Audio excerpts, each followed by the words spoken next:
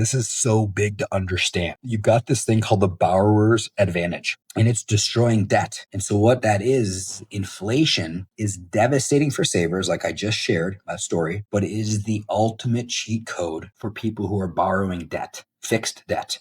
So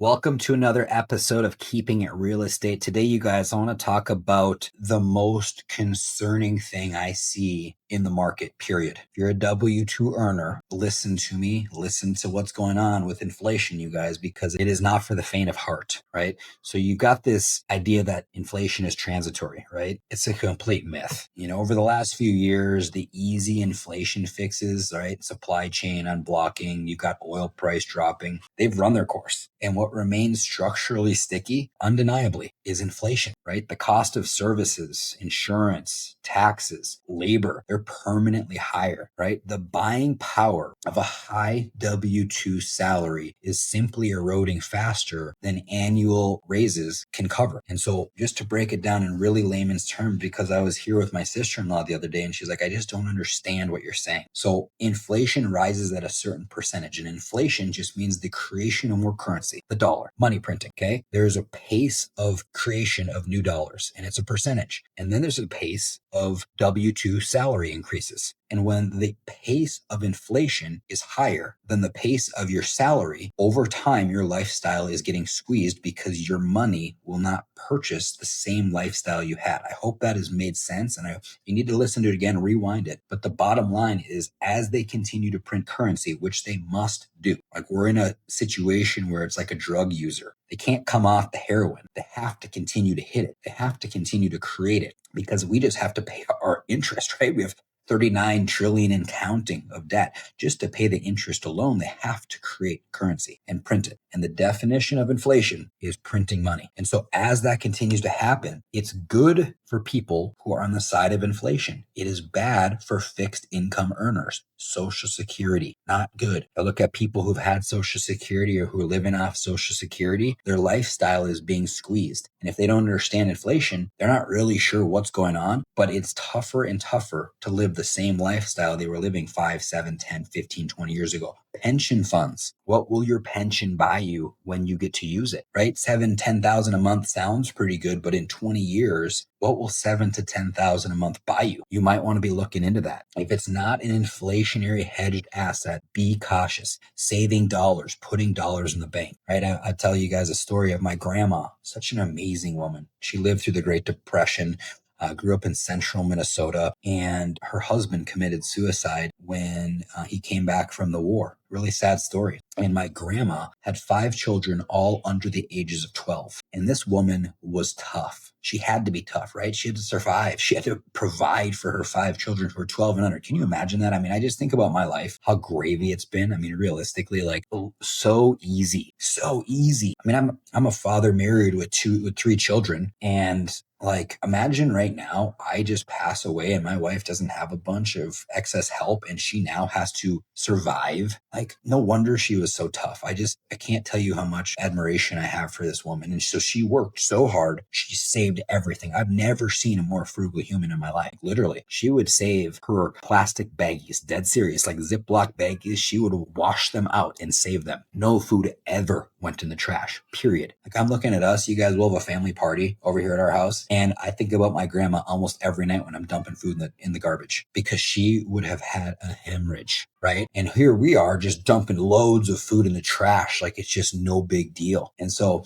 we're living in a very different world. But my point is merely that if you're saving dollars, and she got to her late stages of her life, she saved $93,000. And when she was in her late 80s, early 90s, she had to be into a assisted living facility. And that assisted living facility cost $10,000 or $11,000 a month. And so it drained her savings in the matter of a few months. 6, 7 months, 8 months, drained it to zero, and then the government stepped in to help. But here's a woman who literally worked every day of her life until she was in her mid-80s, by the way. She worked a long time. She loved work, and she saved diligently more efficiently than anyone I've ever met in my life, like down to a budget, penny pinching her entire life. And at the end of her life, the dollar just did not buy what it used to buy. And so if you want to be a saver, you're going to likely lose if your end game is saving dollars. So keep that in mind, you guys. And the piece that you got to hear about, this is so big to understand. You've got this thing called the borrower's advantage, and it's destroying debt. And so what that is, inflation is devastating for savers, like I just shared that story, but it is the ultimate cheat code for people who are borrowing debt. Fixed debt. So for example, when we buy a massive multifamily property with fixed rate debt, inflation technically helps us pay off the loan easier and easier,